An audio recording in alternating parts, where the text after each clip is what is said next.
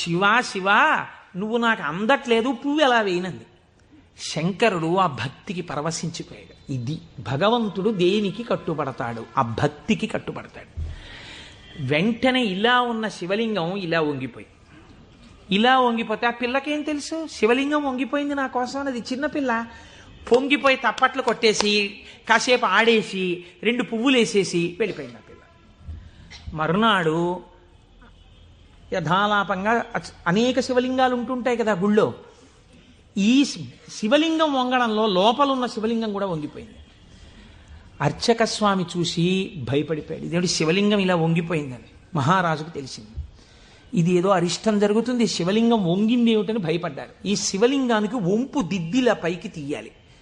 వాళ్ళకి ఉన్న తెలివితేటలు ఏమిటంటే ఈ వంగిపోయినటువంటి శివలింగానికి పెద్ద పెద్ద ఇనప గొలుసులేసి ఏనుగులకు కట్టి లాగించారు.